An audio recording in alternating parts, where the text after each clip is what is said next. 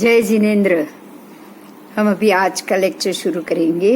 आज का लेक्चर वही काल विज्ञान के जो मोक्ष का टॉपिक चल रहा है उसी से ऊपर आएगा। मोक्ष कैसे मिलेगा, किनको मिलेगा, कौन उसका अधिकारी है, वही टॉपिक चल रहा है पिछले कुछ दिनों से। उसी टॉपिक पे हम आगे जाएंगे।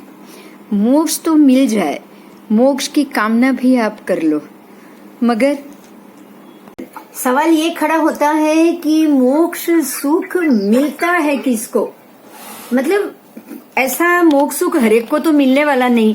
अनंत जीवों के अपेक्षा से भी ऐसा बोला जाता है कि बहुत ही अनंत भाग मोक्ष जाते हैं। जब भी एक बहुत महत्व का प्रश्न, एक बहुत महत्व की बात है, उसको हम पहले डिस्कस करेंगे।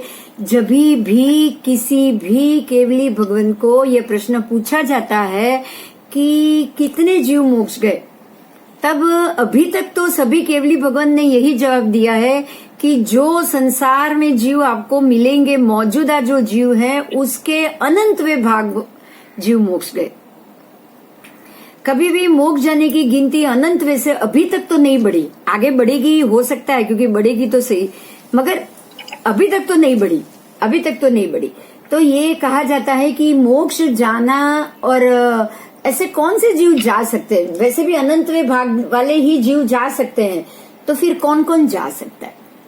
मोक्ष ऐसा समग्र धर्म स्थानों ग्रंथों के अनुसार मोक्ष ऐसा एक स्थान है जिसमें समस्त दुर्गुण रहित आत्माओं को ही प्रवेश मिलता है। देखो, ये बहुत इंपॉर्टेंट बात है कि भाई मोक्ष में स्थान किसको मिलेगा। तो कहते हैं कि जो आत्मा दुर्गुण रहित होंगे ना, उनको ही मिलेगा मोक्ष। कभी भी दुर्गुण युक्त व्यक्ति को नहीं मिल सकता। हमको ये बात को कंफर्म मानना है।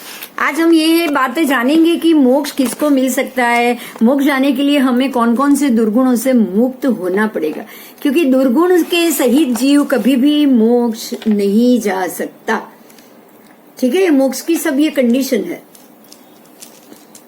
दुनिया का एक नियम है, जैसे कि एक और एग्जाम्पल आज के दुनिया के अपेक्षा से दिया है कि ये दुनिया में एक नियम है कि जो फील्ड में आपको जाना है तो उसकी प्रैक्टिस करनी पड़ती है। जैसे कि अगर कोई आपको डॉक्टर बनना है तो हॉस्पिटल में सब जगह पहले अप्रेंटिस या फिर जो सिखाऊ डॉक्टर होते हैं, बिल्कुल उनकी तालीम उनको लेनी पड़ेगी। ऐसा ही कोर्स करना पड़ेगा जिसके वो डॉक्टर बने हैं। इसी नियम अनुसार मोक्ष सुख भी वही प्राप्त करेगा, क्योंकि मोक्ष सुख है क्या? देखो, सिंपल लॉजिक है कि मोक्ष सुख है क्या? वितरागता है। तो अगर आप वितरागता में जाकर बैठना चाहते हो तो आपको भी राग द्वेष छोड़ने की क्रिया करनी पड़ेगी। ये वाला तो लास्ट फ्राइडे को हो गया था। मैं कह रही हूँ हो गया है, पर अभी कह रहे हैं दीक्षा जी बाकी, इसलिए मैंने छोड़ दिया। ठीक है, अभी मैं आगे जाती हूँ। ये हो चुका है, मुझे पता है। चलो आगे जाते हैं। भविष्य के 50, आप ये भी हो गया, 50 वर्ष अगर पसार करना है तो 25 वर्ष तो मेहनत करनी पड़ेगी। ये पेज भी हो गया। जैन धर्म किसको कहते हैं वो भी हो गया। चलो अभी यहां से देखेंगे। ठीक है, इस प्रकार से देखा जाए तो जैन धर्म मात्र एक धर्म नहीं है, लेकिन जो कारणों से हमारा इस संसार में अनंत काल से परिभ्रमण चालू है, उन कारणों से हमें मुक्त होकर मोक्ष सुख प्राप्त करके आत्मा को परमात्मा बनाने की एक संपूर्ण वैज्ञानिक प्रक्रिया है। इसीलिए इस मार्ग पर चलने वाला चाहे किसी भी ज्ञाति, कुल या व्यक्ति क्यों न हो, वह खुद को दुर्गुण मुक्त बनाकर मोक्ष सुख प्राप्त कर ही सकता है। ठीक है, तो ये विचार आता होगा, अभी हमको ये विचार आता होगा कि किसी को मोक्ष सुख मिला, वो ऐसा यहाँ दिख रहा है क्या? आपको ये वर्तमान में हम जहाँ रहते हैं वहाँ मोक्ष सुख की प्राप्ति बंद है। यहाँ 81,000 वर्ष बाद चालू होगी, इसीलिए यहाँ पे आपको ये मोक्ष सुख नहीं मिल सकता। लेकिन प्राय 25 करोड़ किलोमीटर, याद आया, ये हमने कहा था कि ऐसे कोई किलोमीटर की व्यवस्था होगी नहीं, है ना दक्षा? हाँ, ये भी हो गया। तो सिमंदर परमात्मा जैसे, हाँ, મારામાં 67 છે અને પછી 68 માં પણ અડધું થઈ ગયું છે. हाँ तो अभी मैं देख लेती हूँ. चलो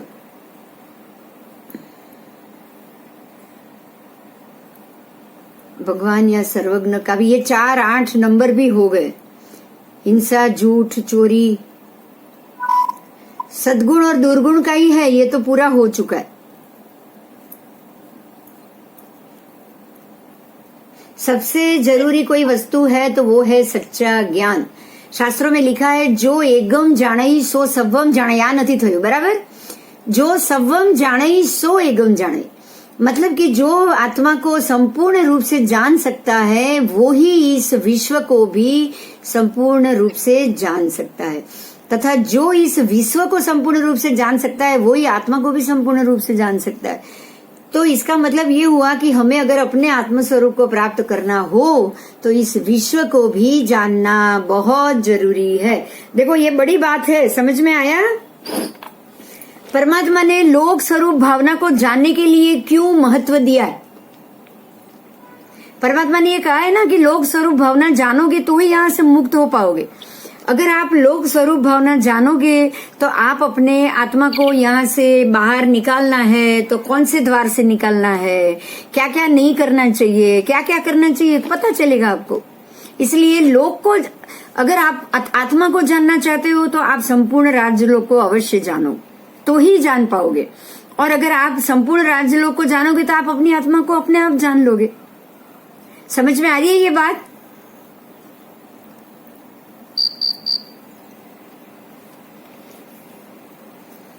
अब अगर साधना, जब तक हमें पता ही नहीं चलेगा कि हमने भूतकाल में आज तक कहाँ कहाँ जन्म लिया है, अब आपको पता ही नहीं है तो आगे कहाँ जन्म ले सकते हो वो भी मालूम नहीं पड़ेगा ना.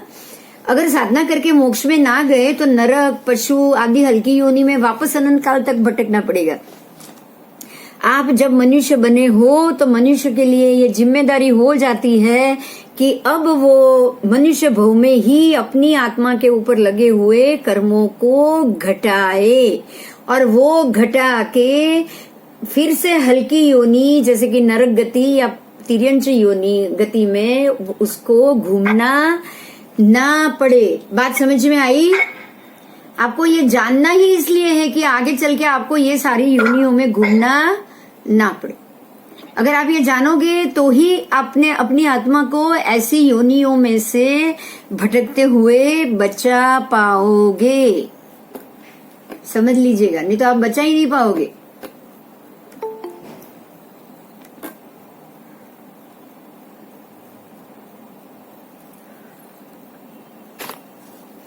हमें जहां अंत में जाना है वो मोक्ष कहाँ पे आया हुआ है आपको ये जानना पड़ेगा.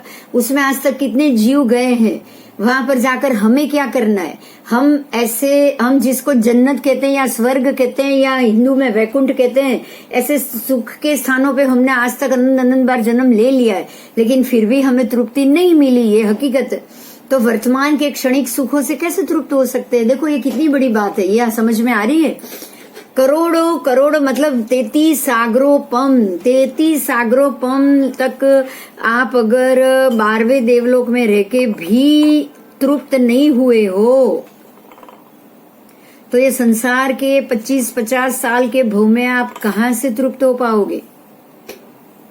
कितनी बड़ी बात. 33 सागरोपम तक देव भव, 22 सागरोपम तक 8वें देव भव, 8वां देवलोक. ऐसे देवलोक के सुखों भोग के भी हम तृप्त नहीं हो पाए. हम वहां जाके आए होंगे, अभी भी हमारे मन में अतृप्ति है ना. सुख की इच्छा है, सुख की लालसा है, सुख ही चाहिए, दुख को पसंद ही नहीं करते हम. तो जब वहां इतने सालों में तृप्ति नहीं हुई तो 25-50 में कहां से तृप्ति होगी. यह हमारे लिए अभी के जन्म के लिए ये सीखने जैसी बात.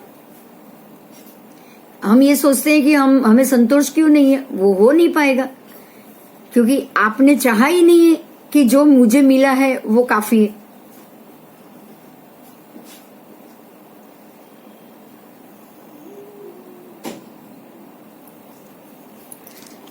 इस दुनिया का कोई भी भौतिक सुख या दुख ऐसा नहीं कि आपने अनंत बार प्राप्त नहीं किया.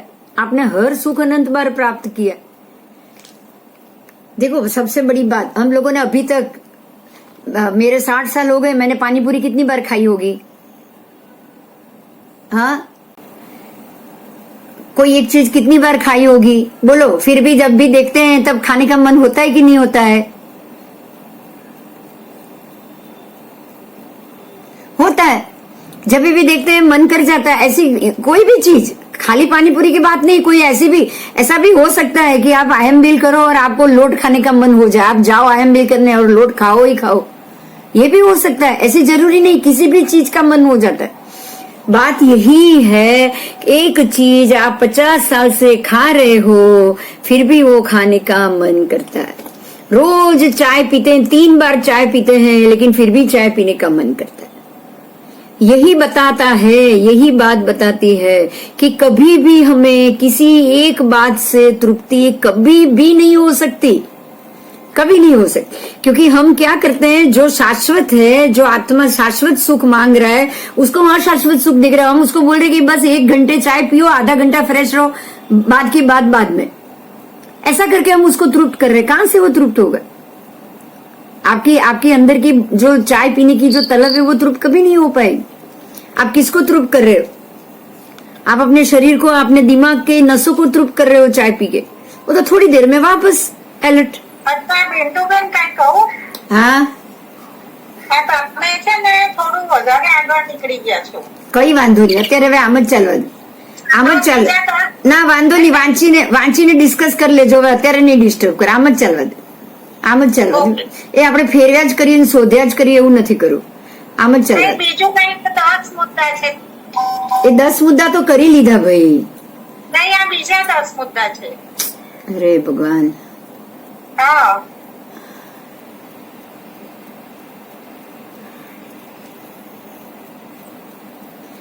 50 में 25 साल ये तो हो चुका है। मुक्त जीवन बनावવાનો प्रयत्न कई રીતે થાય ને? आप कहोगे जैन दीक्षा, ये भी हो गया, बच्चों का खेल नहीं है। 1 मिनट, ये भी हो गया है। दुर्गुण नाश, महत्व का प्रश्न, दुर्गुण मुक्त बनना, ये भी हो गया है। आप कहोगे दुनिया उसे ही सुख मानती जिसके पास पैसा है। क्या दुर्गुण मुक्त बनने से पैसा मिलता है? એટલે આમાં છે ને બીજા 10 મુદ્દા દુર્ગુણ મુક્ત બનવાના છે. अच्छा,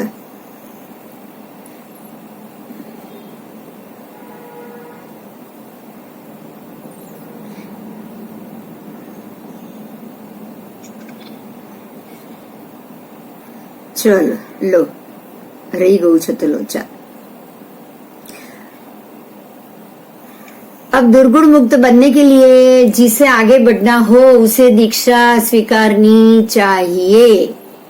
ठीक है, दीक्षा लेनी ही पड़ेगी। दुर्गुण मुक्त बनना है, दुर्गुण नाश करना है, तो हमको दीक्षा लेनी पड़ेगी। अब पहले ये सोचेंगे हम कि दीक्षा और दुर्गुण से क्या संबंध हुआ। आपको दुर्गुण से बचना है तो आपको दीक्षा लेनी पड़ेगी। इसके लिए बहुत सिंपल लॉजिक है कि सवा वसा दया। देखो, दुर्गुण में जीव हत्या करना दुर्गुण हुआ सबसे बड़ा। जीव हत्या करना या जीव के, हम जो ये बोल रहे हैं ना, जीव दया का पालन ना होना, वो तो बहुत बड़ा दुर्गुण है। किसी भी दूसरे जीवों की हत्या हो या उसका घाण निकले, उसको ही तो आरंभ समारंभ बोला गया है। ऐसा आरंभ समारंभ से बचना और सभी जीवों की जीव रक्षा हो पाए, ऐसा तो एक ही धर्म है, वो है दीक्षा धर्म। कोई प्रश्न है इसमें तो बताना जरा प्लीज, क्योंकि दुर्गुण नाशक तभी आप बन सकोगे, आप दुर्गुण मुक्त तभी बन सकोगे अगर गृहस्थ धर्म भी अपने अपनाया है ना, तो आरंभ समारंभ तो उसमें भी चालू ही है। आरंभ समारंभ जब तक बंद नहीं होगा, दुर्गुण नाश होना ही नहीं है आपके। आरंभ समारंभ से तो मुक्ति कर चाहिए ही चाहिए। लीलोत्री जीवों की विराधना से मुक्ति चाहिए ही चाहिए।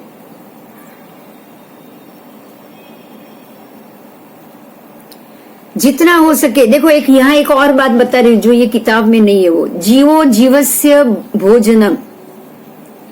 एक जीव दूसरे जीव का भोजन करके ही अपनी जिंदगी निकालता है,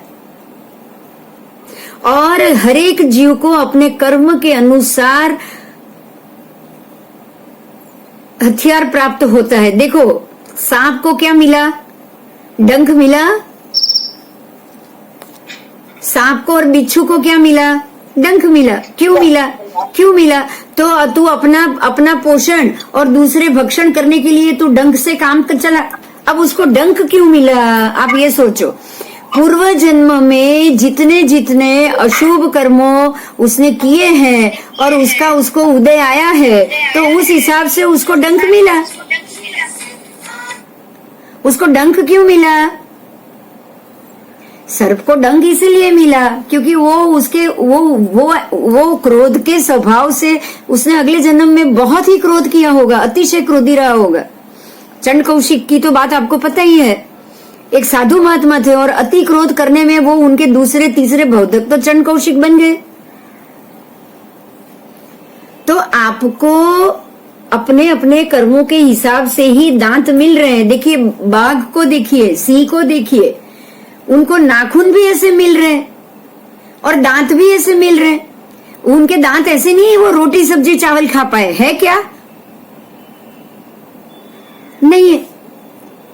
आपको कोई बाघ हो या भालू हो या चीता हो या राक्षस हो या सिंह हो, राक्षस कहाँ आ गया बीच में, सिंह हो, इनके कभी भी नाखून और दांत होंगे ही ना शिकार को मारने के लिए? होंगे। तो उनको ऐसा क्यों मिला? क्योंकि वो पिछले जन्म में जिन्होंने क्रोध किया हुआ है, अति क्रोध किया है, वो सीधे ये योनि में जाएंगे। जैसे आपके कर्म वैसे आपका कर्म का भुगतान, सीधा हिसाब, यहाँ कोई दूसरा हिसाब ही नहीं। अगर आप बिच्छू बन रहे हो, अतिशय क्रोध किया होगा। आप सांप बन रहे हो क्योंकि उनके फन में ही जहर है, 1 सेकंड लगेगा उसको किसी को मारने के लिए। वो किसी को, सामने वाले को मार के अपने आप पे कंट्रोल करता है, वो व्यक्ति पे कंट्रोल करता है। वो ये समझता है कि अगर मैंने सामने वाले को मार दिया, जरा डरा दिया, तो वो अपने आप कंट्रोल में आ जाएगा और मेरे से दूर रहेगा, बस। और वाघ और सिंह को साथ में नाखून वाखून सब दिए हुए, लेकिन गाय और भैंस को ऐसा नहीं दिया है। गाय भैंस गधे सभी जानवर वो सब वेजिटेरियन है क्योंकि वो शांत है, सम है, अभी ही दिख रहा है, उनको कोई गुस्से करने की आवश्यकता नहीं है। हाथी को वजन दे दिया, पैर दे दिया, जब हाथी पागल हो जाएगा, गुस्सा हो जाएगा, किसी को भी मार सकता है, हम जानते हैं। मारता है ना, सूंड में उठा के पटक देगा या पैर रख देगा, मारता तो है ही, वो मारता तो है ही। एक सामान्य बकरा या सामान्य वो ऐसे नहीं मारने जाएगा। बिल्ली जैसी बिल्ली भी नॉन वेजिटेरियन है, चूहा नहीं है।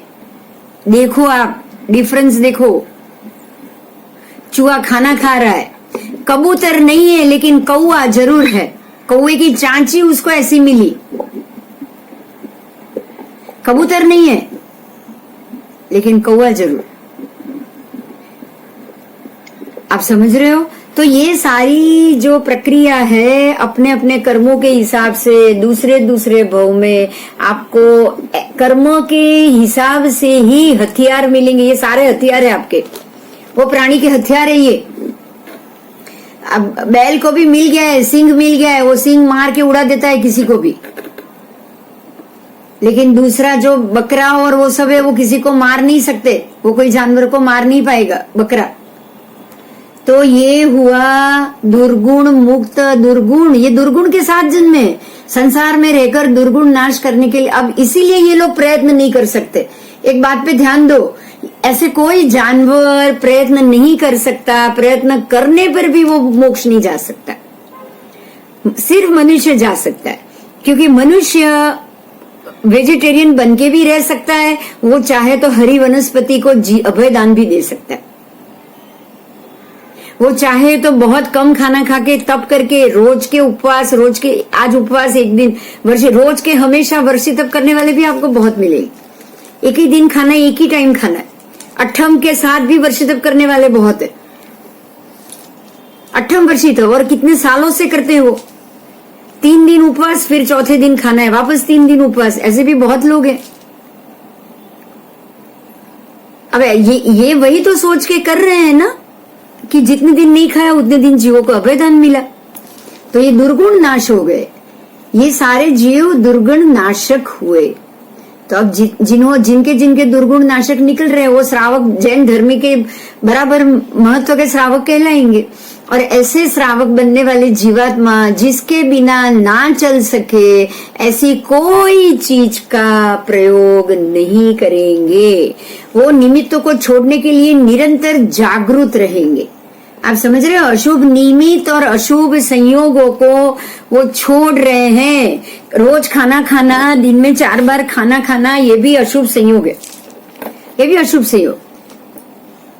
आप शरीर को टिकाने के लिए खा सकते हो कि वो टिक पाए, उसमें भी जितनी हो सके उतनी कम से कम जीवों की विराधना हो, ऐसा खुराक खाना है, ऐसा खाना खाना है, जितना हो सके उतने कम पक्ष में खाना है। जैसे भगवान ने 12.5 वर्ष में सिर्फ कितने पारने किए थे?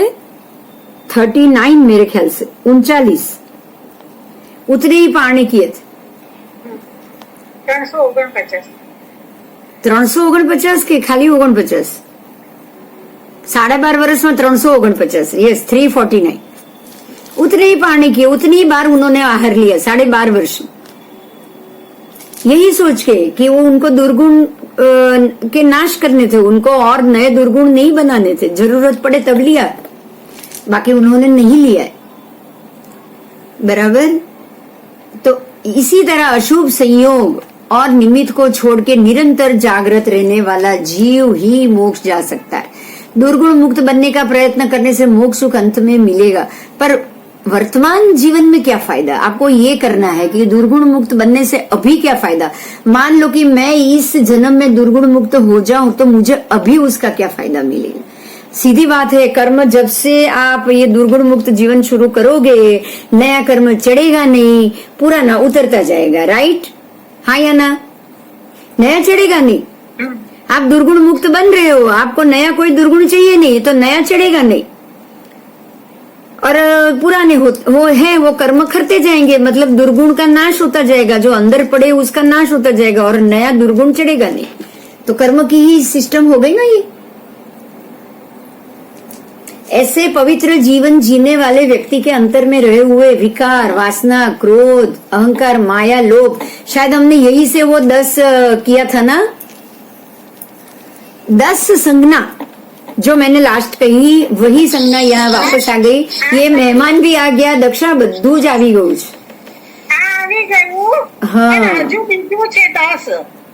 दुर्गुण मुक्त जीने का खास प्रयत्न करना चाहिए और इसके लिए अन्य जीवों के प्रति अंतर में रहा हुआ द्वेषभाव कम करने के लिए हमें जो पसंद न हो वैसा व्यवहार जीव मात्र के साथ न करे। जैन धर्म मात्र मानव या पशु पक्षी को ही नहीं, परंतु पृथ्वी, जल, अग्नि, वायु, वनस्पति અહીંયાથી આવે છે આપણું। हाँ, ओके, चलो એના 10 ઓલા છે। चलो एक थी शुरू करूं, एक से शुरू करते। अन्य जीवों के प्रति अंतर में रहा हुआ द्वेष भाव, देखो ये समझना है, द्वेष भाव कम करने के लिए हमें जो नहीं पसंद वैसा व्यवहार हमें दूसरों के साथ नहीं करना है। देखिए गुण और दुर्गुण में क्या फर्क है वो बताया है। दुर्गुण क्या है और गुण क्या है? जो मुझे नहीं पसंद वो मैं दूसरे के साथ नहीं कर सकता, जो मुझे नहीं पसंद, जो मुझे अच्छा नहीं लगता, जो व्यवहार मुझे तकलीफ दे रहा है, तो वो दुर्गुण ही हुआ ना, तभी तो मुझे तकलीफ हो रही है। तो जो मेरे से जो अगर कोई मेरे से गुस्से में या ऊंची आवाज में या गाली देकर बात करेगा वो मुझे नहीं अच्छा लगता, तो वही चीज मैं दूसरों के साथ कैसे कर सकता हूँ? तो ये सबसे पहले दुर्गुण नाशक हुआ कि जो व्यवहार मुझे नहीं अच्छा लगता, जो गुस्सा क्रोध मुझे अच्छा नहीं लगता कोई मेरे पे करेगा, वैसा व्यवहार, गुस्सा, क्रोध, कषाय मुझे दूसरों पे नहीं करना। जैन धर्म मात्र मानव तथा पशु पक्षी नहीं, लेकिन अग्नि, पृथ्वी, जल, वायु, वनस्पति और चलते फिरते सूक्ष्म बैक्टीरिया आदि को भी जीव मान रहा है। मतलब हमें जो आली वनस्पति, खुंदी जो हम बोलते हैं ना, ऐसे कोई भी आप जमीन पे लील और वनस्पति को भी अगर आप खुंदोगे ना तो वो भी दुर्गुण है। उनको भी दुख देना आपको पसंद नहीं आना चाहिए, बराबर। जैसे क्योंकि वो जो लील जो वनस्पति है ना, लील जो लील होती है जिसके ऊपर हम पैर रखते हैं, या जो बिल्कुल कुमड़ा घास, बहुत सारी चीज को अनंत काय बोला है, उसमें बिल्कुल एक छोटे से कण में अनंत जीव होते हैं। मतलब अगर आप लील के ऊपर पैर रखकर चल रहे हो तो आप एक साथ अनंत जीवों को दुख दे रहे हो, पीड़ा दे रहे हो। अनंत के अनंत जीव मरेंगे, वापस वहीं पे जन्म लेंगे, वापस मरेंगे, वापस वहीं पे, तो वो उनको पीड़ा दे रहे हो आप। तो आपने किसी जीव को पीड़ा दी, अब आपके शरीर को कोई पीड़ा दे रहा है तो दर्द हो रहा है, तो आपको किसी और जीव को तो पीड़ा देने का अधिकार हुआ ही नहीं। तो ये हो गया पाप बंध का कारण, कर्म बंध का कारण, अशुभ कर्म बंध का कारण। तो अब आपको वही चीज आपको भी वो बन के चुकानी पड़ेगी कि नहीं। हमारे जन्म मरण क्यों होते रहते हैं कि जब भी आप दूसरे तीसरे भव में, क्योंकि आपने किसी को पीड़ा दी, दुर्गुण युक्त व्यवहार हुआ है, तो आपके आत्मा के ऊपर से दुर्गुण गए नहीं, क्योंकि आपने तो उनको पीड़ा दे रहे हो ऐसा माना भी नहीं है, ऐसा समझा भी नहीं है। यही कारण है कि महात्मा लील में या बारिश में बाहर नहीं निकलते। वो गोचरी नहीं करेंगे, खाना नहीं खाएंगे, लेकिन गोचरी लेने बारिश में नहीं जाएंगे। समझ में आई ये बात। आज हुआ ऐसा ही हुआ। मैं 6:15 तक उपाश्रय में थी, बारिश आ रही थी, महात्मा नहीं उतरे, वो गोचरी लेने नहीं गए। अब 6:15 के बाद तो गोचरी लेने जाएंगे नहीं, जाएंगे नहीं, तो ये बड़ी बात हो गई। अब उनको आज नहीं करना हो तो भी आज 24 उनको बिल करने का मौका नहीं मिलेगा। आज उनका एकासना हो गया होगा। यही बात है कि वो अपने भोजन के लिए भी लील को या बारिश के कणों को नुकसान नहीं पहुंचा सकते। ये उनके लिए नियम हो गया। आज आप भोजन नहीं करो चलेगा, लेकिन आप बारिश में बाहर निकल के गोचरी नहीं ले सकते हो। हाँ, आज हुआ ऐसा, मेरे नजर के सामने ही हुआ। महात्मा नहीं निकले। અમારા ત્યાં છે ને બધા વરસાદ હોય ને તો ભરાવા માટે આવે જ. ખબર નહીં, અહીંયા તો કોઈ આવ્યું હોય નતું ભાઈ, અહીંયા અમારા કોઈ ત્યાં તો નતું બધા આવ્યું। કેટલા જણા 10 જણા ટિફિન લઈને જતા જ રહે. मगर आज ऐसा हुआ। तो ये जो सूक्ष्म बैक्टीरिया है उनमें भी हमारे जैसा जीव है। जैसे हमें शारीरिक पीड़ा नहीं पसंद, हमें भी उनको शारीरिक पीड़ा नहीं देनी चाहिए। अतः उनकी भी जितनी हो सके उतनी हमें रक्षा करनी चाहिए, क्योंकि हमें अगर हमारे जन्म मरण बंद करना हो तो दूसरों के भी शरीर को पीड़ा देना या उनके भी जन्म मरण बंद करना पड़ेगा। आप उनको पीड़ा दोगे, उनको बार बार उनका जन्म मरण होगा। आपने किसी और को जन्म मरण बार बार कराया तो आपके जन्म मरण भी बार बार होंगे कि नहीं होंगे। तो ये दुर्गुण है जो हमें दुर्गुणों से मुक्त करने की प्रेरणा देते हैं। ऐसे गुरु भगवंतों को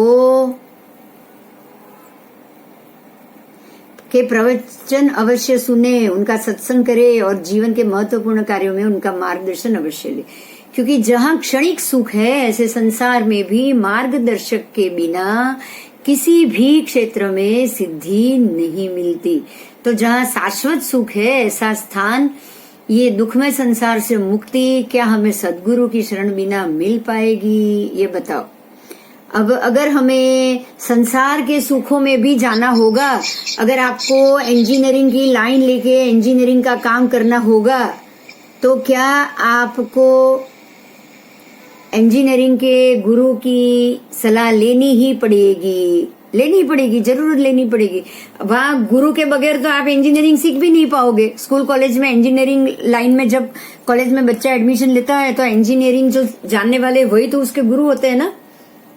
तो उसके गुरु के बगैर तो उसको उसका ज्ञान ही नहीं मिलता। तो हमें मोक्ष जाने के लिए बिना गुरु कहाँ से ज्ञान मिलेगा? समझे आप? जो गुरु मोक्ष की तरफ चल रहे हैं उनसे ही हम ज्ञान ले पाएंगे। जो मोक्ष की तरफ नहीं जा रहे हैं या जो धर्म ही नहीं कर रहे हैं उससे क्या आपको ज्ञान मिल पाएगा? हमारे यहाँ तो उल्टा हो रहा है ना, यहाँ उल्टा हो रहा है। वो जो हिंदू के जो होते हैं ना, 2-3 नाम भी है, रमेश ओझा, काजल ओझा, उनके पास लेक्चर सुनते हैं आप। तो पर्युषण के वक्त क्या होता है? प्रवचन माला किसकी होती? ध्यान में आ रही है अभी ये बात? सारे उपाश्रय खाली, और लोग कहाँ जाते हैं? अनिल जी आपको पता होगा ये बात। कितने सालों से हो रहा है ये? हो रहा है ना? जी व्याख्यान माला हो। कितने सालों से जो व्याख्यान माला चल रही है, वो श्रावक को तो छोड़ो, आप काजल ओझा, फिर ये जो ओझा है ना, रमेश ओझा, उन सबके पास आप व्याख्यान माला सुनते हैं लोग, आपको पता है? नहीं, आप देखिएगा, इस बार ध्यान दीजिएगा प्रवचन माला में, ये सारे हॉल में, एसी हॉल में व्याख्यान देने वाले यही लोग हैं। और हमारे कितने जैन, आपको उपाश्रय में 25 लोग नहीं मिलेंगे जेंट्स, और यह हॉल पूरा का पूरा भरा हुआ होता है 400-500 लोगों से। वो किसी की प्रवचन माला कर? यही परिषद में व्याख्यान माला, अच्छा, जैन धर्म का सुनने के लिए वहाँ एसी में बैठ के सुनना है। उपाश्रय में एसी पंखा कुछ नहीं होता। ओ अभी कितने सालों से ये शुरू हो चुका है। मॉडर्नाइजेशन। हाँ, नहीं मॉडर्नाइजेशन तो नहीं है, पर ये ऐसा है कि हम लोगों को आज अगर हमने उपाश्रय को थोड़ा मॉडर्न बना दिया और थोड़े पंखे लगा दिए ना, एसी नहीं पर आप पंखा भी लगा, क्योंकि लोगों को क्या हो रहा है, देखो उनके भी प्रॉब्लम उनके हिसाब से सुनने जैसे होते हैं। वो लोग क्या बोल रहे पता है, हम तो घर से 9 बजे निकल गए तो सीधे ऑफिस के कपड़े में निकल गए, बराबर। अब ऑफिस जाएंगे तो शर्ट पैंट वो सब पहन के आएंगे और पंखा नहीं, कुछ नहीं, तो पूरे के पूरे पसीने से तरबतर होंगे। आज बंबई में कोई उपाश्रय तो ऐसा है ही नहीं खुला और जहां से बिल्कुल पवन आता हो। नहीं, वो तो समय के हिसाब से कुछ तो चेंजेस। हाँ, तो वो लोग ये बोल रहे हैं कि हम लोग उपाश्रय में जाके ऑफिस जाएंगे ना तो पसीने से पूरे तरबतर होते हैं, तो पूरे दिन बास आती है। अभी मैं वही आपको बताता हूँ, यहाँ पे नाहर में उपाश्रय बना। हाँ तो ये नाहर बिल्डर करके हैं, सुखराज जी नाहर, उन्होंने मंदिर बनाया, उन्होंने ही उपाश्रय बनाया। हाँ तो उन्होंने अपने हिसाब से उसमें एसी वगैरह भी लगाए। हाँ तो यहाँ पे लोकल 1-2 संघों ने काफी उस पे चर्चा करनी शुरू की कि एसी क्यों लगाए हैं, ये उपाश्रय है कि क्या बनाया, धर्मशाला बनाई है। तो उसमें यही था कि ठीक है, किसी को जरूरत है तो एसी चलाएगा, नहीं है जरूरत तो नहीं चला। हाँ, एक और बात है यहाँ पे, देखो आप अगर पंखा चला रहे हो या एसी चला रहे हो, जो महात्मा व्याख्यान देने आए हैं उनके उपाश्रय, वो तो ऊपर से उपाश्रय से आए। अच्छा, श्रावकों ने अपने लिए रखा है तो उनको तो वैसे भी दिक्कत नहीं आएगी। एक बात है तो ये समझ के, क्योंकि लोग नहीं जा रहे, लोग व्याख्यान माला में जा रहे, और व्याख्यान माला में श्रावक भी नहीं होते हैं, ऐसे लोग होते हैं जो जैन धर्म, अब जो खुद ही जैन, वो घर जाके आलू खाएंगे, वो उनका उपवास है, आज उनका 11 का उपवास है। हमारे प्रदूषण मान लो 11 से शुरू हुआ, उन लोगों की 11 है, तो उन लोगों की 11 में तो वो फराळ खाएंगे। तो वो फराळ खा के आपको ये व्याख्यान देंगे कि आलू नहीं खाना चाहिए। आप ये तो सोचो, उनके फराली उपवास में वो जो खाते हैं ना, वो हम लोग नॉर्मल भी नहीं खा सकते। सूरण, कंद, आलू, राजग्राह, सिंगदाना, ये सब हमारे लिए बैंड है, बराबर। तो वो खाते, वो खा के ईश्वरण आएंगे और आपको प्रवचन देंगे, कहां से आप में वो जैन का संस्कार पड़ेगा।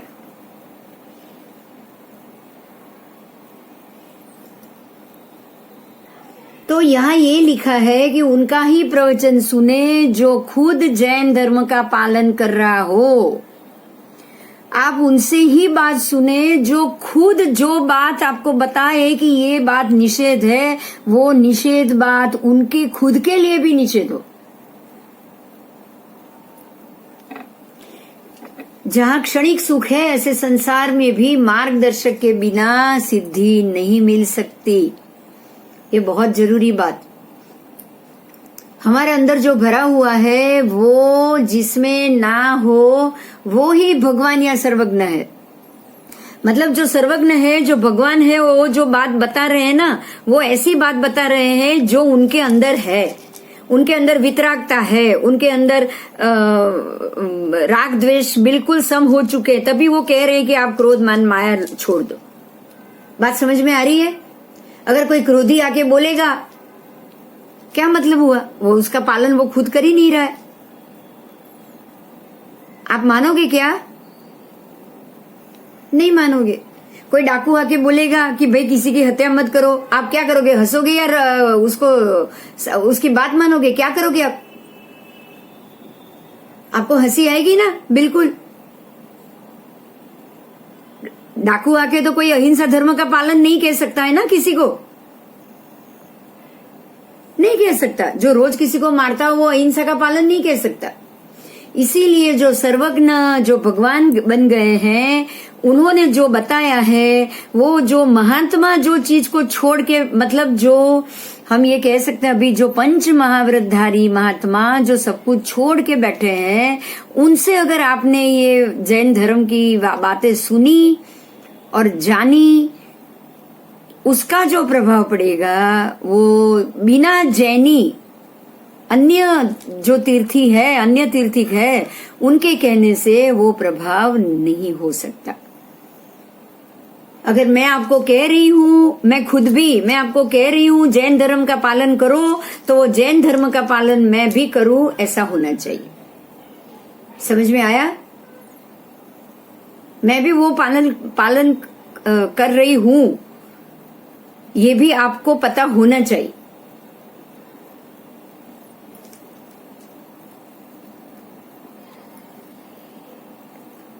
आप नहीं कर सकते। देखो यहाँ पे एक और बात, मरीची जैसा भी नहीं बनना है, ध्यान दीजिएगा इस बात पे। मरीची जैसा भी नहीं बनना है कि मैं नहीं कर रहा हूं लेकिन मैं धर्मी तो हूं ही।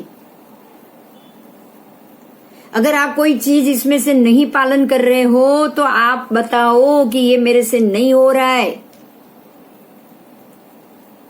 सच्चा धर्म यहाँ नहीं, सच्चा धर्म तो गुरुदेव के पास ही है, हाँ या ना? कभी भी हम, एक बड़ी बात है ध्यान दीजिएगा, कभी भी हम संसार में रह के भी मोक्ष प्राप्त कर सकते हैं ऐसा नहीं बोल सकते।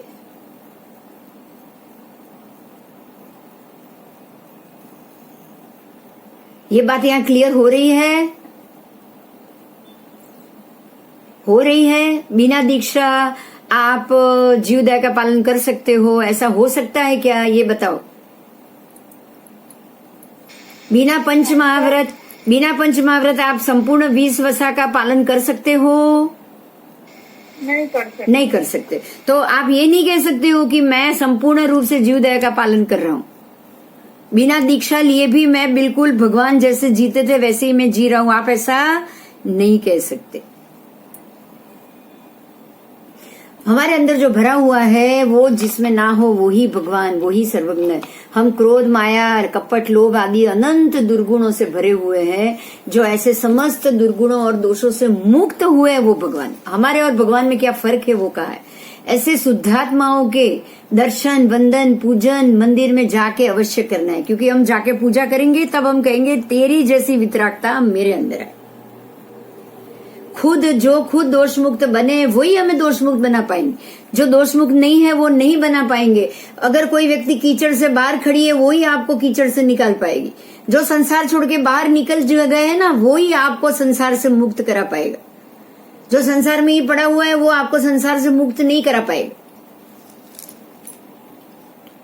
अगर हम समस्त दोष मुक्त बनना चाहते हैं तो जो ऐसे बन चुके हैं उनका ही आलंबन हमें लेना पड़ेगा। जल, अग्नि, वनस्पति आदि सूक्ष्म जीवों की हिंसा का बहाना बनाकर ऐसे शुद्धात्माओं के पूजन से दूर ना रहे। समझना, आप ये नहीं कह सकते कि भगवान को पक्षाल करने से जीव हिंसा हो रही है, पानी से तो मैं पक्षाल नहीं करूंगा, ये नहीं चलेगा। सबसे पहले उसके लिए आपको नहाना बंद करना पड़ेगा। आप नहाना बंद करो। महात्मा ऐसा करते हैं, महात्मा पक्षाल नहीं करते भगवान का, क्योंकि महात्मा अपने लिए पानी गिराना भी नहीं पसंद करते। इसीलिए उनको नहाना नहीं है ना, इसीलिए वो पूजा नहीं करते। बाकी वासक शब्द से तो पूजा करते ही करते कि नहीं करते? वो नहाए नहीं है, इसीलिए मूर्ति को नहीं छूते। बस पक्षाल करने से दोष लग रहा है इसीलिए पक्षाल नहीं करते, ऐसी बात नहीं है, ये गलत बात है। वो भगवान को पक्षाल इसीलिए नहीं कह रहे क्योंकि वो नहाए हुए नहीं, और वो नहाना इसीलिए नहीं चाहते हैं क्योंकि वो नहा के जीवों को मारना नहीं चाहते। तो पक्षाल नहीं करने से जीव बचते हैं, ये बात ही नहीं आती है। ऐसी कोई बातों में हमको नहीं जाना। दुर्गुणों को बढ़ाए ऐसी प्रवृत्ति को ही शास्त्र में हिंसा कहा गया है। वितरागी व्यक्तियों का पूजन तो आत्मा में रहे हुए दोषों को नाश करने में अत्यंत सहायक है। अब वितरागी भगवान का पूजन करो, उनको फूल चढ़ाओ, उनको पक्षाल करो, उससे क्या आपके आत्मा के दुर्गुण हटेंगे या बढ़ेंगे?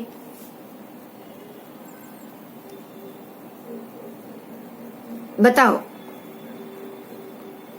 दुर्गुण नाश करने के लिए पूजा करनी है, तो दुर्गुण नाश पूजा करने से तो आपके दुर्गुण नाश होंगे, तो पूजा करने से पाप लगेगा? नहीं लगेगा, पाप नहीं लगने वाला है। ऊपर से दुर्गुण का नाश होगा तो शुभ ही होगा ना, निमित्त शुभ ही बनाना। कितने अच्छे से समझाया है, देखो। ऐसी वितरागी व्यक्तियों का पूजन तो आत्मा में रहे दोषों को नाश करने में अत्यंत सहायक है, तो वहां से पाप कैसे लग सकता है उससे? उसे केवू सरस समझाव्યું છે जो तो खरा। मूर्ति पूजा पाप है ऐसा वाक्य प्राचीन शास्त्रों में कहीं भी नहीं मिलेगा। अच्छा, ये बड़ी बात है, यहाँ पे ध्यान दीजिएगा। जो मूर्ति पूजा को पाप कह रहे हैं ना, ऐसे स्थानकवासी शास्त्रों में भी शाश्वत प्रतिमा जी मानी गई। जो हम बोलते हैं ना सकल तीर्थ, पहले स्वर्गे लाख 32, बीजे जो भी पहले स्वर्गे 32 लाख, दूसरे स्वर्ग में, तीसरे स्वर्ग में, सभी के सभी देवलोक में, जहां भी शाश्वत प्रतिमा जी, जैसे ही डेरावासियों ने कहा है वैसा ही स्थानकवासी आगम में प्रतिमा जी है। जब शाश्वत प्रतिमा जी के में दोष नहीं है ऊपर के देवलोकों के, तो फिर जमीन की प्रतिमा जी में क्यों दोष लगेगा भाई? वैताड़े पर्वत की प्रतिमा जी भी शाश्वत है, जहां वहां दोष नहीं है, तो हमारे नीचे जमीन की मंदिर की प्रतिमा को क्यों दोष लगेगा? बात समझ में आ रही है मेरी? बहुत क्लियर बात है। मंदिर पूजा में, मूर्ति पूजा से कोई पाप नहीं लगता है। ऊपर से आत्मा के ऊपर लगे हुए दुर्गुणों का नाश होता है। अब किसी को भी समझाना होगा ना, आपके लिए बहुत इजी हो जाएगा। हो गया? सुन रहे हैं सब? तो मुझे जवाब चाहिए। बहुत अच्छी बात है। आपको अच्छी नहीं लगी? हाँ, ना बहुत सरस है। श्वास लेने से, अब देखो बहुत दूसरी बात, श्वास लेने से भी वायु काय मरते हैं, तो श्वास क्यों लेते हो? सांस लेने से भी जब वायु काय मरते हैं, तो फिर सांस पहले लेना बंद कर दो। मंदिर पूजा को क्यों पाप लेकर बैठ गए?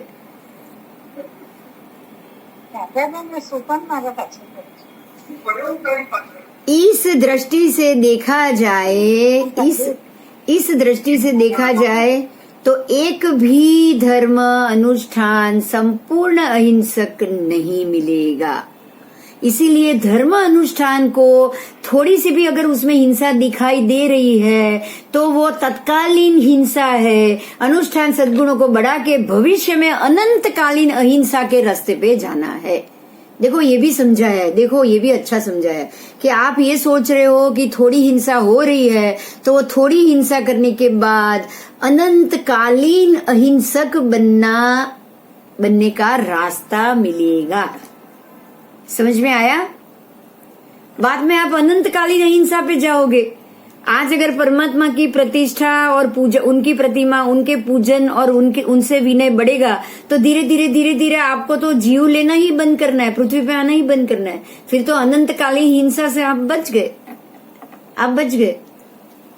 जैसे हम बोलते हैं ना कि खाना ही है तो आयम्बिल का खाओ, खाना ही है तो कम जीव मरे ऐसा खाओ, तो आप अनंतकालीन जीव मारने से बच जाओगे। सेम सिचुएशन आ गई इसमें भी कि आपको अगर करना ही है तो पूजा पाठ में उसमें पानी लो, नहाने के लिए 1/4 बाल्टी लो और पक्षाल के लिए एक छोटा सा कप लो। इतना करने से, इतना पाप करने के बाद आप अनंतकालीन जीवों में जन्म और मरण और पाप से बच जाओगे। ठीक है? तो जैसे थोड़ा खाके या सांस लेके हम पाप कर रहे हैं, वो अनंतकालीन जीवों की हमारी हिंसा के से बचने के लिए, तो फिर ये भी करने से कोई उसमें बुराई नहीं है, उसमें बुराई नहीं है। फिर भी आप वर्तमान में अहिंसक ही कहलाते हो। देखो इसके लिए आगम में एक उदाहरण दिया है, वो उदाहरण मैं आपको बताना चाहूंगी। अगर कोई महात्मा जो पंच महाव्रतधारी हो और वो अपना पूरी नजर रास्ते पे रख के चल रहा है, उनको ऐसे होते हैं ना, वो नीचे देख के ही चलना होता है, गाड़ी की धूसरी की तरह। गाड़ी में धूसरी कैसी चलती है, गाड़ा चल रहा है, पहिया जो है और जो दूसरी मतलब जो बहुत ज्यादा दूर नहीं है लेकिन दूसरी बराबर जमीन में खोड़ी हुई होती है। जो गाड़ा चलता है बैलगाड़ी या जो भी, वो उसमें दूसरी है ना जमीन में खोड़ी हुई होती है। इसी तरह हर एक पंच व्रतधारी महात्मा जमीन को नापते नापते चलते हैं। उनकी दृष्टि जमीन पे ही होती है, सामने नहीं होती, क्योंकि उनको देखना होता है कि जब वो दूसरा पैर रखे तब कोई जीव उसके नीचे ना आ जाए। तो वो देखते देख के अगर वो चल रहे हो और अगर कहीं उनके पैर के नीचे कोई देड़का या ऐसा कुछ आ भी गया और मर भी गया ना, मान लो, तो वो उनके मन में किसी भी जीव ना मरे ये सोच के जो चलने की क्रिया है ना, उनके मन में ये भाव है कि मैं नीचे देख के देखते चलूं और कोई जीव को ना मारूं। पर देड़का कैसा होता है, वो कुत्ता है, वो कुदी में लगा के आ जाता है, चल के तो आता नहीं कि उनको पता चल जाए। साइड की देड़का भी अगर कूद के आगे चला जाएगा तो उनको मालूम नहीं पड़ेगा। वो 2 कूदी लगाएगा और सीधा आगे आ जाएगा, उनके पैर के नीचे आ गया। तो ये कहा जाता है कि अगर वो दूसरी की तरह जमीन नापते नापते चल रहे हो, अगर फिर भी पैर के नीचे कोई देड़का आ गया और मर गया, तो उसका दोष महात्मा को कम लगता है, क्योंकि उन्होंने ये व्रत लिया हुआ है कि कर चल रहे कि कोई जीव तो नहीं है ना, ये वो दोनों चीज कर रहे हैं वो। इसी कारण जीव मरने से भी उनको दोष कम लगता है और उसके बाद वो प्रायश्चित भी करते हैं, तो दोष का नाश तो तुरंत हो जाएगा। आप समझे? देखो यहाँ पे मैं एक और एग्जाम्पल दे रही हूं, पहले दिया था मैंने अर्जुन माली का, फिर से दे रही हूं। अर्जुन माली 7 हत्या रोज करता था। अर्जुन माली 7 हत्या, 6 पुरुष और 1 स्त्री की हत्या रोज करता था। अब वो अर्जुन माली नहीं करता था, अर्जुन माली को तो किसी को भी नहीं मारना था, लेकिन वो जो बगीचा का माली था वो एक यक्ष का मंदिर था और यक्ष उसके शरीर में रोज प्रवेश करता था। यक्ष रोज 6 पुरुष और 1 स्त्री की हत्या करता था और ये 6 पुरुष और 1 स्त्री की हत्या करने के बाद यक्ष उसके शरीर से बाहर निकल जाता था।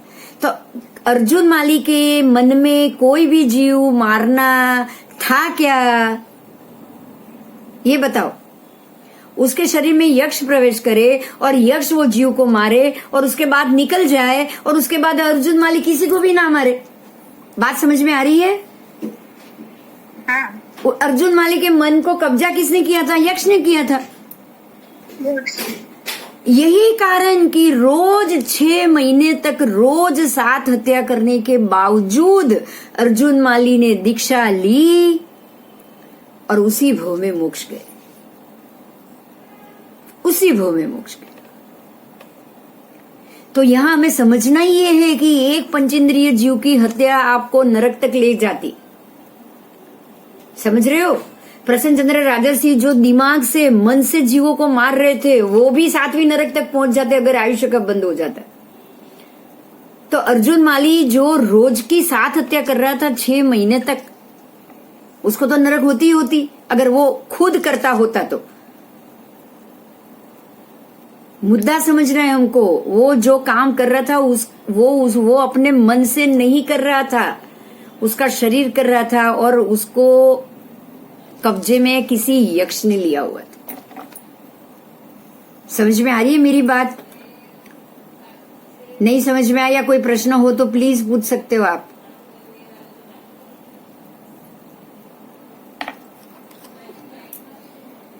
कोई भी शुभ, हाँ, कोई भी अशुभ क्रिया आप अपने मन से करोगे तो ही अशुभ है। यही उदाहरण वो मैंने मुनिवर का दिया कि एक मुनिवर चल रहे हैं, पैर के नीचे देड़की भी आके मर गई, पर उनके मन में क्या है?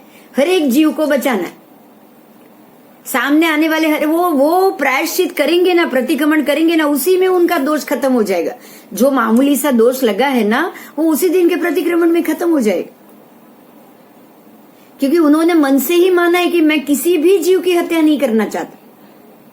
ऊपर से वो देख देख के चल रहे हैं, ना गाड़ी ले रहे हैं ना कुछ ले रहे हैं। गाड़ी में तो हम चलते हैं, पता ही नहीं कितने जीव मरते हैं, हम तो देखने भी नहीं जाते। ये फर्क है कि देख देख कर चलना, एक एक हाथ तक की जगह को, जमीन को अगर देख के चलो और फिर मरेगा कोई जीव, मर जाएगा तो उनको दोष लगेगा ही नहीं, वो प्रायश्चित करेंगे, निकल जाएगा बस। तो यहाँ पे यही बात को समझना है कि दृष्टि से देखा जाए तो एक भी धर्म अनुष्ठान संपूर्ण अहिंसक नहीं मिलेगा, अहिंसक मिलेगा ही नहीं। महात्मा भी दीक्षा लेने के बावजूद भी जो आहार कर रहे हैं जीव मर रहे, जो सांस ले रहे हैं वायु काय के जीव मर रहे। पंच काय षटकाय की हत्या तो वो उनसे भी होती है कि नहीं होती है। जितना भी पानी आहार ले रहे हैं, पानी उबाल रहे हैं, बाकी का पानी आहार में ले रहे हैं, कपड़े धोने के लिए ले रहे हैं, क्या होता है? होता ही है, षटकाय की तो होती ही है,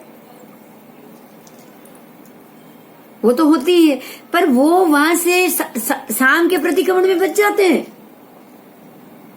वो नियम पूर्वक चल रहे हैं इसीलिए। ठीक है, तो थोड़ी हिंसा करके वो भविष्य की हिंसा से बच रहे हैं, ये बहुत अच्छी बात। तो हमको थोड़ी हिंसा अगर मंदिर की पूजा में, मूर्ति पूजा में होती है ना, तो उसकी चिंता नहीं करनी है। वो थोड़ी हिंसा करके वो परमात्मा को आप पाओगे ना, पकड़ोगे ना, उनके पैर चरण पकड़ोगे ना, वो आपका हाथ पकड़ लेगा।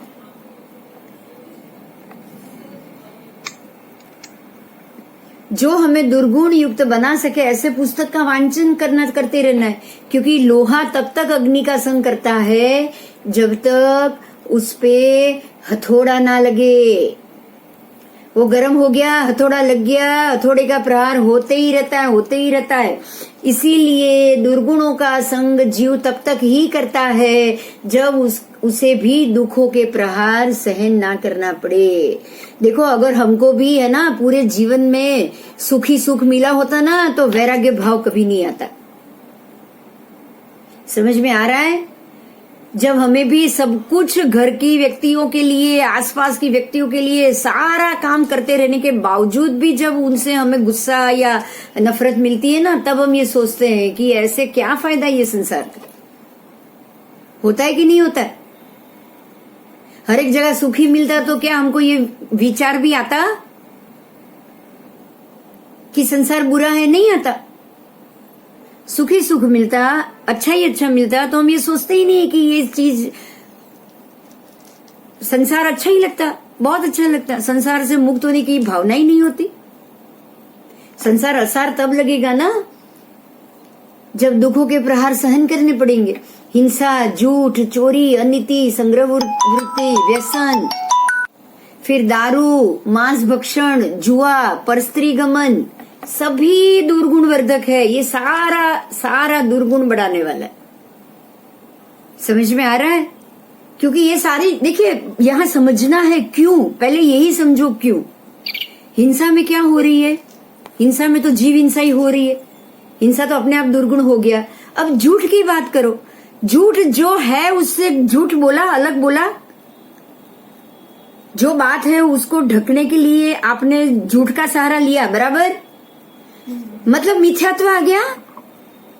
जो सच है वो छुपाने के लिए झूठ बोला ना आपने, तो ये तो मिथ्यात्व हो गया। तो मिथ्यात्व तो वैसे भी दुर्गुण नाशक, दुर्गुण ही दुर्गुण। मिथ्यात्व से तो दुर्गुण बढ़ेगा, संसार से मुक्त कभी नहीं मिलेंगे। अब उसके बाद चोरी भी क्या हुआ? आप चोरी कर रहे हो, मतलब आप उसको बता के नहीं ले रहे हो। आपको चाहिए, वो सामने वाले को पता होना चाहिए ना कि आपने ये लिया। ये भी मिथ्यात्व है। आप सामने वाले को बताना नहीं चाहते और वो चीज लेना चाहते हो, ये अपने आप मिथ्यात्व है। अनीति, नीति से नहीं चलना है, मतलब जो है अलग, दिखा अलग रहे हो, ये भी मिथ्यात्व। संग्रह वृत्ति का अर्थ ये हो गया कि मैं सारी चीज मुझे चाहिए, मैं मेरे लिए रखूं, किसी और को दूं ही नहीं। मैं मेरे लिए रखूं, किसी और को दूं ही नहीं। ये संग्रह वृत्ति। तो संग्रह वृत्ति बढ़ती जाएगी तो आपका लोभ भी तो बढ़ता जाएगा। हर जन्म में संग्रह ही बढ़ेगा ना। जो आदत डालोगे दिमाग को, वही अगले जन्म में साथ में आएगी संज्ञा बन के। कहां से मुक्ति होगी बताओ? वो कीड़ी भी बनोगे ना तो बड़े बड़े भारी भारी अन्न के दाने उठा उठा के चलते रहोगे। यही तो संग्रह वृत्ति। व्यसन भी हो गया। व्यसन क्यों चाहिए? मन को शांत रखने के लिए चाहिए। मन को शांत क्यों रखना है? दवाई भी एक व्यसन है। दवाई लेते हो तभी डिप्रेशन से बाहर निकल सकते हो। आपका मन शांत रहता है। ज्यादा सोते हो क्यों? ताकि दिमाग शांत रहे। दिमाग को शांत रखने के लिए दवाई या सोना क्यों जरूरी? क्यों? मन की इच्छाओं से तो त्याग हुआ ही नहीं। फिर आप अपनी मन की इच्छाओं से अपने आप त्याग दोगे ना कि जो मर्जी मेरे मन में आए वो मुझे करना ही नहीं है, मुझे कोई इच्छा ही नहीं करनी है, कभी डिप्रेशन आएगा ही नहीं। तो व्यसन नहीं आएगा। एक बात समझिएगा, व्यसन आप जब अपने, जैसे हम बोलते हैं ना दारू पीना, व्यसन वही सिगरेट विगरेट पीना, पान तंबाकू खाना। आप जो आसपास का वातावरण है उसको भूलना चाहते हो और है ही नहीं कुछ। वो वातावरण से भूल के कुछ समय तक ये संसार में ही आप हो कि नहीं उसको ही भूलना चाहते हो। आप सो जाओगे तब भी भूल जाओगे, ऐसा नहीं है। पर सोना आपको अच्छा नहीं लग रहा है, नींद भी नहीं आ रही है। नींद भी तो नहीं आ रही है क्योंकि दिमाग में ख्याल ज्यादा चल रहे हैं। फिर व्यसन का सहारा लोगे।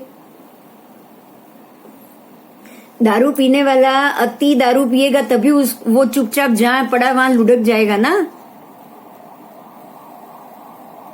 उसको तुरंत नींद आ जाएगी। जुगार भी क्या है कि बिना मेहनत बिना कुछ किए सारा कमा लेना है, सारा कमा लेना है। सारी चीज बिना काम बिना मेहनत के आपको पैसा इकट्ठा करना है। और अगर जुए में हारना है तो जैसे ये धृतराष्ट्र के वहां जैसे युधिष्ठिर महाभारत में हुआ, अपनी बीवी को भी दाव में लगा दिया, अपने भाई को भी दाव में लगा दिया। परस्त्री गमन, ये तो दुर्गुणी हुआ। परस्त्री गमन का मतलब क्या हुआ? एक स्त्री आपने रखी है तो भी ब्रह्मचर्य के कुछ नियम आएंगे। परस्त्री गमन में तो ब्रह्मचर्य के कोई नियम नहीं आए। कितनी भी स्त्री आ जाए आपकी लाइफ में, वो फिर भोग घटाएगा या बढ़ाएगा? बताओ। पर स्त्री और पर पुरुष गमन दोनों एक ही है। स्व स्त्री गमन स्व पुरुष गमन में आपकी भोग एक मात्रा में रही, एक लिमिट में रही, सीमित रही। पर में तो कितनी व्यक्ति है वो ही नहीं पता। क्या सीमित हो सकती है?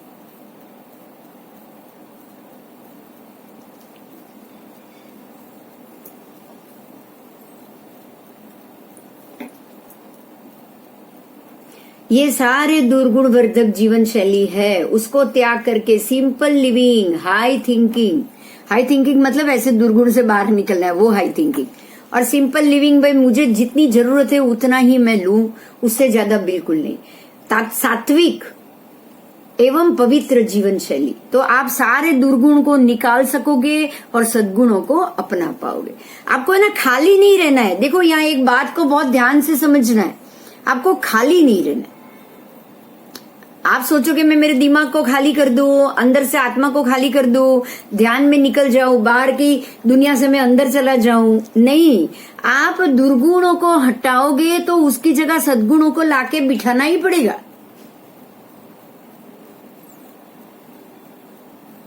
आप ऐसा नहीं है कि दुर्गुणों को हटा दिया और मैं खाली हो गया, अब सद्गुण मुझे नहीं चाहिए, ऐसा नहीं है।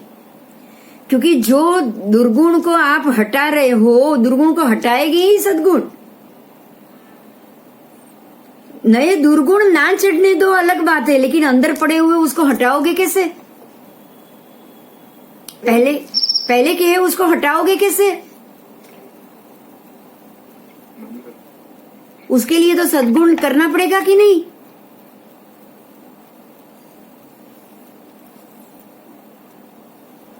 तन मन को भ्रष्ट करने वाले रात्रि भोजन, कंदमूल, तामसी भोजन का त्याग करो।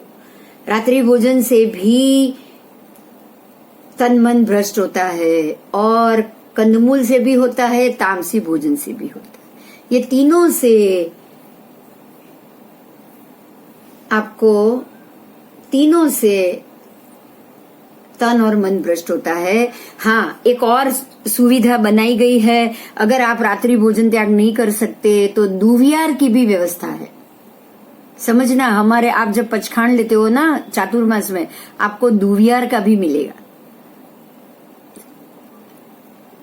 उसमें अशन, पान, खादिम, स्वादिम, समझिएगा ये 4 है। चौवियार का मतलब क्या? अशन, पान, खादिम, स्वादिम। आप जैसे तीवियार बोलोगे तो अशन, पान, खादिम, फिर स्वादिम नहीं बोलना, मतलब उसमें से एक एक एक एक छूटता जाएगा।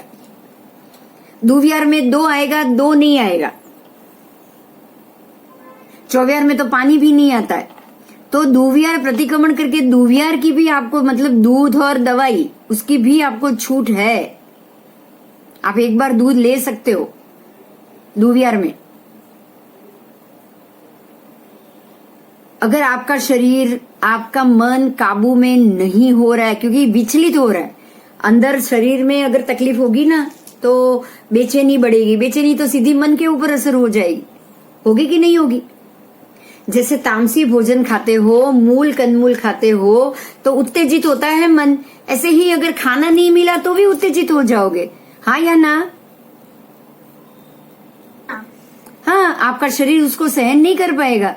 समय पे शरीर को खाना नहीं मिलेगा तो बेचैनी बढ़ेगी ही बढ़ेगी। गुस्सा भी आएगा, समय पे चाय नहीं मिलती है तब भी दिमाग जाता है, समय पे खाना नहीं मिलेगा तब भी दिमाग जाएगा, क्रोध होता ही होता है। बाहर से कोई ऑफिस से आए और खाना ना दो और दूसरी तीसरी बातों में लग जाओ तो उसको गुस्सा आए, स्वाभाविक है ना। कोई भी व्यक्ति घर में आए बाहर से तो उसको पहले पानी का ग्लास क्यों दिया जाता है? यही कारण। वो कितने घंटे से घूम रहा होगा, बाहर की धूप से उसके शरीर के पुद्गल कैसे हुए होंगे, शरीर के पुद्गल तपे होंगे तो मन के भी तपे ही होंगे, उसके दिमाग में गुस्सा होगा ही होगा। जैसे कोई व्यक्ति बाहर से आए, 1 गिलास पानी दो, वो पी लेगा तो वो अपने आप, उसका तन मन दोनों शांत हो जाएगा।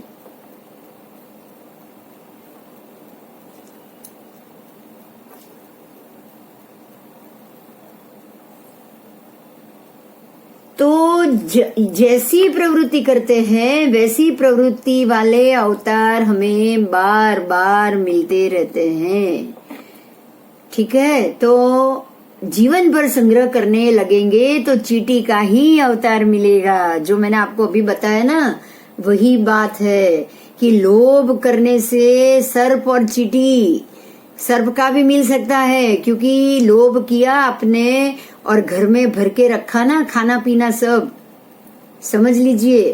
तो और उसके ऊपर उसका आपने ऐसी तरह से उसकी रक्षा की ताकि घर वाले को किसी को ना मिले, तो जमीन में दाट के जाओगे, दूसरे भाव में सर्प बन के वही धन के ऊपर घूमोगे।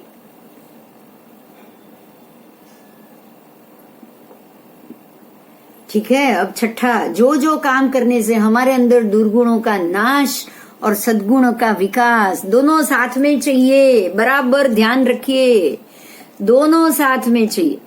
आपको पता होगा संसार से विरक्तता और मोक्ष का राग वो भी साथ में ही चलता है। मोक्ष की इच्छा भी रहेगी, मोक्ष की इच्छा जब रहेगी तो ही संसार से विरक्तता होगी, दोनों साथ में चलेगा। ऐसा नहीं ऐसे दुर्गुण निकलना, सद्गुण का आना, सद्गुण आएंगे तो ही दुर्गुण निकलेंगे, दोनों साथ में चलेंगे। ये बहुत अच्छी बात है, ध्यान दीजिएगा। संसार से विरक्तता तभी होगी जब मोक्ष की इच्छा जागेगी। संसार से विरक्तता ना होना ही दुर्गुण है। संसार के प्रति राग, संसार के प्रति प्रेम ही दुर्गुण है। उससे बचने के लिए मोक्ष के प्रति प्रेम जगाना पड़ेगा। मोक्ष के प्रति प्रेम जागेगा तो ही संसार से विपरीत जाओगे। मोक्ष के प्रति प्रेम जगाना सद्गुण है और संसार से विपरीत जाना, नहीं जाना दुर्गुण है। समझ में आई बात? संसार को पसंद करना दुर्गुण है, उसको छोड़ना है हो अगर वो दुर्गुण से छूटना है तो मोक्ष को पसंद करने का सद्गुण लेना पड़ेगा। हाँ या ना बताओ। बिल्कुल ऐसे। नरक गति दुर्गुण है। अगर नरक गति से बचना है, दुर्गुण को दूर करना है, तो चौविहार करना पड़ेगा, रात्रि भोजन छोड़ना पड़ेगा। बोलो हाँ या ना।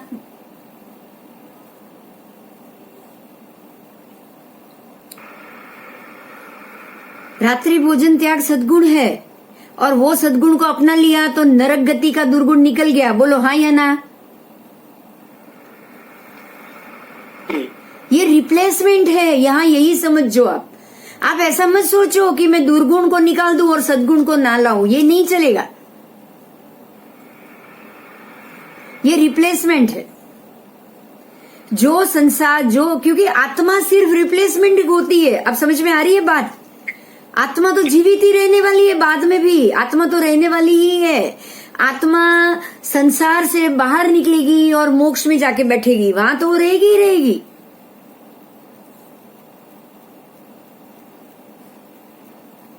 वो भी अगर आप बैठे बैठे मोक्ष हुआ है तो वहां बैठी रहेगी कौसद में। आपका सोते सोते हुआ है तो वहां सोती रहेगी। आप खड़े खड़े मोक्ष हुए तो वहां खड़ी रहेगी।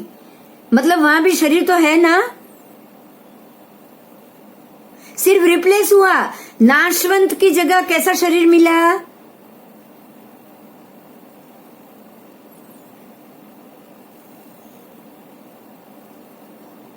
बताओगे? जो 500 धनुष की काया में मोक्ष हुआ, जो जीव का 500 धनुष की काया में, 350 धनुष वहां है कि नहीं? आत्मा उसकी मतलब 350 धनुष प्रमाण तो आत्मा है कि नहीं? आप समझ रहे हो? ये नाशवंत शरीर था। अब ये कौन सा था? ये 350 धनुष प्रमाण क्या हुआ? काया का 2/3 हिस्सा। समझ रहे हो ना? काया तो है ही ना। काया का 2/3 हिस्सा हुआ, मतलब काया तो है। जो 500 धनुष थी वो 2/3 होके रह गई, बराबर। अंग उपांग अलग नहीं है, बस एक पूरा गठन है ऐसा। तो गठन तो है कि नहीं? ये नाशवंत गठन था और ये शाश्वत गठन है।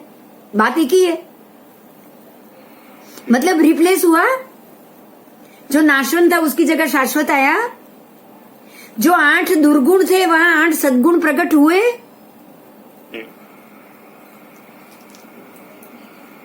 तो ये आज एक बहुत अच्छी बात आपने जानी कि दुर्गुणों का नाश सद्गुण के आवर्तन से ही होता है। संसार के प्रति वैराग्य, मोक्ष के प्रति इच्छा प्रकट करने से ही मिलती है।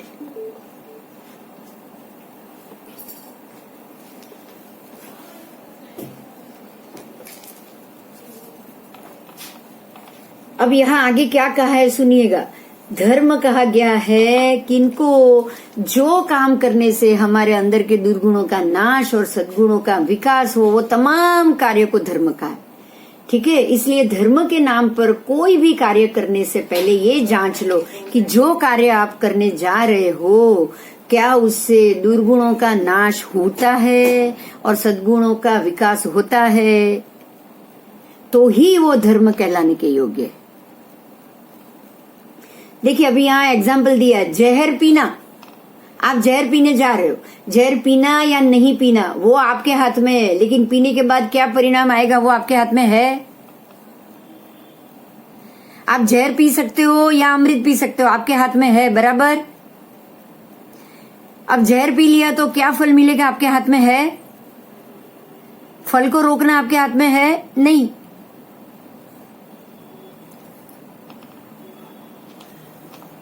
परिणाम हमारे हाथ में नहीं है। वैसे ही दुर्गुणों के वश बन जाओगे, आप बन सकते हो। आप दुर्गुणों के वश भी बन सकते हो, आप सद्गुणों के वश भी बन सकते हो, ये आपके हाथ में है। देखो कितना बढ़िया समझा है। आप चाहे तो दुर्गुणों को छोड़ सकते हो और आप ही चाहे तो सद्गुणों को भी अपना सकते हो, ये आपके हाथ में। लेकिन अगर आपने दुर्गुणों को अपनाया तो क्या फल आपके हाथ में है।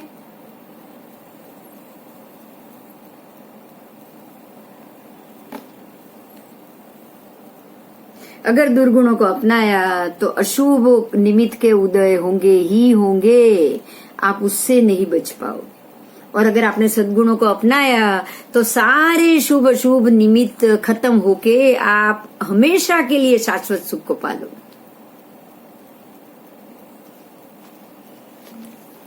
तो किससे बचना वो आपके हाथ में जरूर है, और उसी में हमें दुर्गुणों के वश नहीं होना है, हमें सद्गुणों के वश होना है, इतना ध्यान रखना है।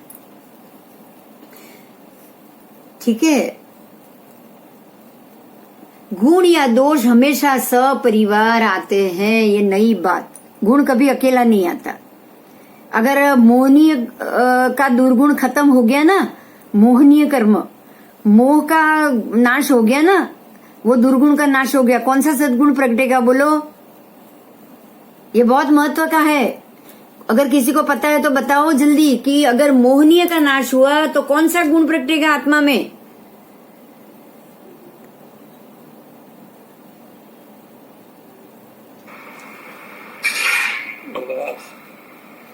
अगर मोहनीय का नाश हुआ तो आत्मा में सम्यक दर्शन प्रगटेगा। प्रगटेगा या नहीं प्रगटेगा?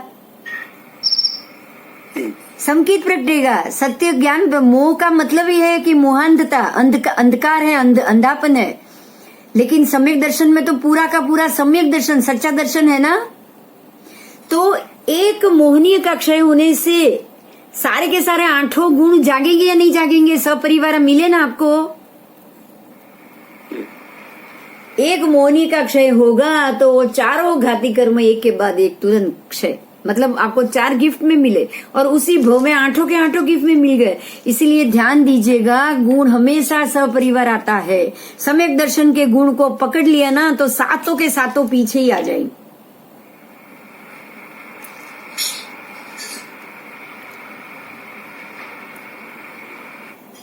आगे जाएंगे।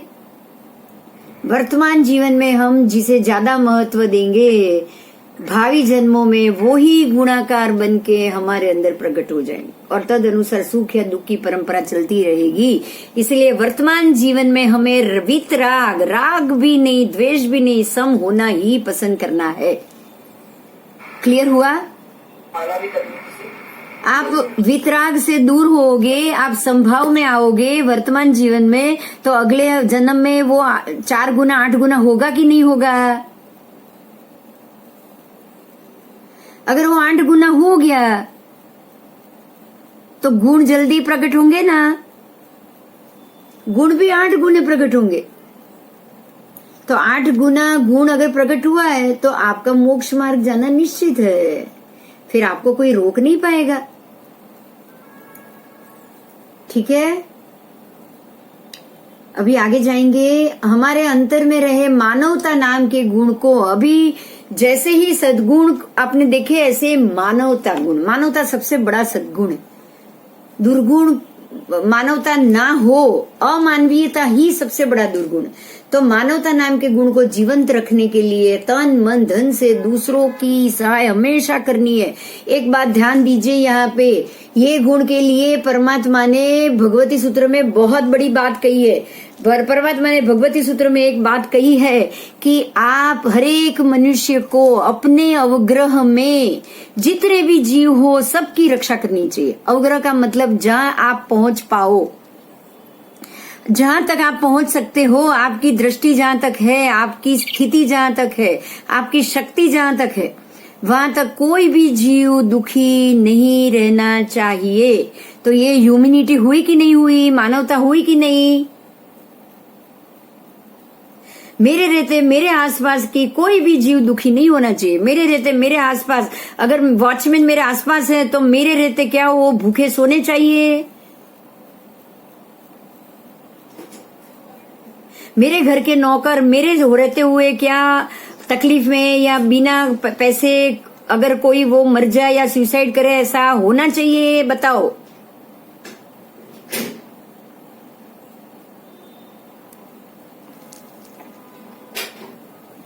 इसीलिए ये मानवता को, गुण को जीवंत रखना परमात्मा ने भगवती सूत्र में खास कहा है।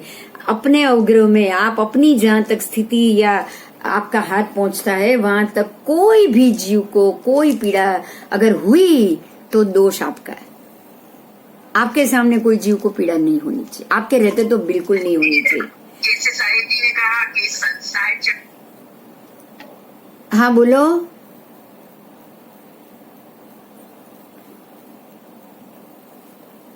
कौन बोल रहा था? कोई बोल रहा था? अच्छा बीजा क्लासમાં હતો અવાજ દક્ષા? બીજા ક્લાસમાંથી હતો? ओके ठीक है। तो मानवता गुण को आपको जीवंत रखना चाहिए, बराबर। तो ये यहाँ पे वो भगवती सूत्र की जो भगवान की हुई गाथा है ना, बहुत बहुत सचोट काम करेगी कि आप अपने रहते कोई भी आपके आसपास का एक भी जीव अगर दुखी हो रहा है, आप बोल रहे हो इससे मुझे क्या लेना देना, नहीं चलेगा, नहीं चलेगा। क्योंकि जिसमें मानवता ही नहीं, वो बाकी सारी धर्म की कितनी भी बातें फलदायक हो, सारा बेकार। अगर आप में मानवता नहीं है तो कोई भी चीज फलदायक नहीं। 9वीं बात, जो समस्त दुर्गुण मुक्त बन चुके हैं और बनने के लिए जो प्रयत्नशील है, ऐसे सभी जीवात्माओं को जिसमें नमस्कार किया गया है, उस नौकार के प्रभाव से बहुत सारी आफतें आने से पहले ही भाग जाती है, आवश्यकताएं पूर्ण होती है और मन में अत्यंत शांति प्राप्त होती है। इसीलिए हमें नौकार मंत्र का जाप करने से अवश्य सद्गुण प्राप्त होंगे। समझ गए? क्योंकि नौकार मंत्र के 5 पद में जो 5 स्थिति है, अरियंत, सिद्ध, आचार्य, उपाध्याय और साधु, ये पांचों के पांचों समस्त दुर्गुणों से मुक्त हो चुके। तो आप जो समस्त दुर्गुणों से मुक्त हो चुके उनका रोज ध्यान करो तो उनके जैसे बनोगे। जैसे एक ईयड़ भमरी का ध्यान करता है तो वो भमरी बनती है। मन का यही तो गुण है जो हमको उपयोग में लाना। भगवान ये नहीं कह रहे कि मन बिल्कुल बंद करके रख दो, कुछ मत सोचो, ऐसा नहीं है, ऐसा हो ही नहीं सकता। मन कुछ ना कुछ तो काम करेगा ही करेगा। तो मन को यहां पे लगाओ, मन को नौकार के जाप में लगाओ, मन को सद्गुण में लगाओ। बात यही है, मन को सद्गुण की प्राप्ति में लगाओ। आप उसको सद्गुण की प्राप्ति में लगाओगे तो अपने आप दुर्गुण कम होते जाएंगे। तो नौकार का ध्यान करना या उसी का ध्यान और जाप करना दिन में 4 घंटे करो, फिर 8 घंटे करो। फिर भगवान करते थे, महीनों महीनों तक करते थे, महीनों महीनों तक जाप और ध्यान ही करते थे। ठीक है? तो ध्यान और जाप में आपको यही करना है। आपको मन को खाली रखने की जरूरत नहीं है। ऐसा नहीं है कि ध्यान करने बैठे हो तो मन को बिल्कुल खाली छोड़ दो, नौकार भी नहीं बोलो, ऐसा कुछ नहीं करना है। समझे? मन को खाली मन, खाली दिमाग शैतान बराबर कहा गया है। अगर आपने मन को खाली रखा ना तो कोई ना कोई चीज अंदर घुस जाएगी। उसकी जगह आपको शुभ को घुसाना है। बात समझ में आ रही है? आपको अपने मन के दरवाजे में शुभ को घुसाना है, अशुभ को नहीं। ओके?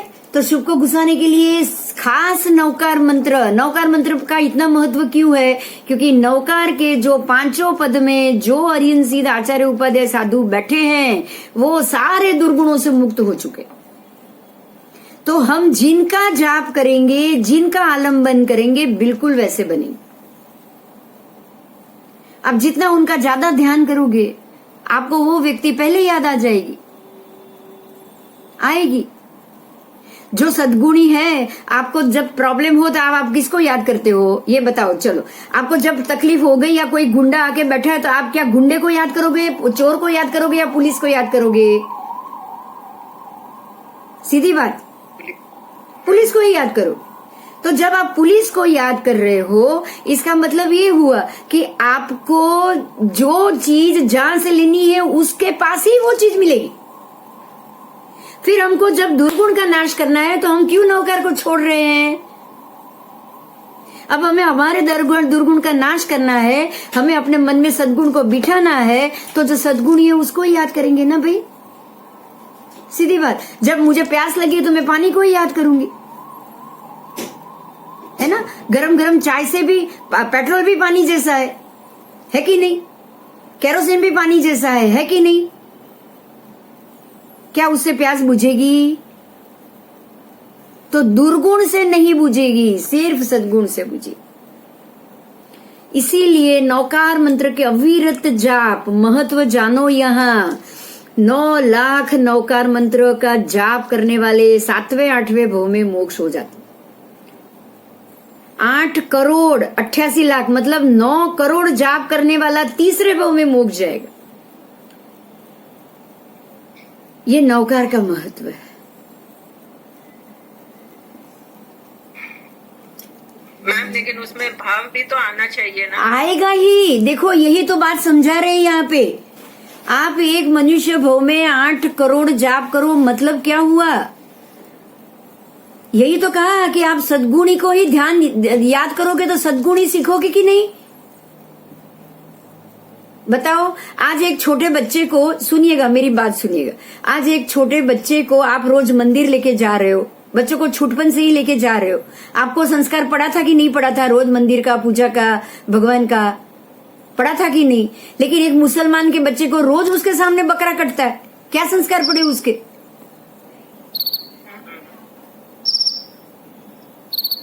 यहां तो कोई ध्यान जाप है नहीं बात।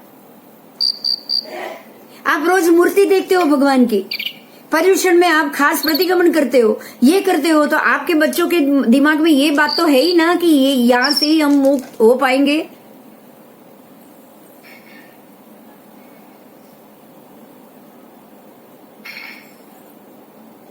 यही समझाया है कि कांस्टेंट 9 लाख नौकार कितनी बड़ी बात है। इस जन्म में 9 लाख, आगे भी आपने सुना कि सद्गुण अगले अगले जन्म में मल्टीपल होंगे ना। हाँ। तो ये जन्म में 9 लाख, अब 7-8 भव तक कितने बढ़ेगा वो 9 लाख? हो गए ना 9 करोड़। हाँ। देखो 8 करोड़ 88 लाख हो गए ना। ये भव के 8,88,000 8 भव तक मल्टीपल करोगे 9 करोड़ हो गए कि नहीं हो गए? फिर तो जो 9 करोड़ गिनेगा वो तो 3रे भव में मोक्ष। ये भव में 9 करोड़, दूसरे भव में, 3रे ही भव में मोक्ष।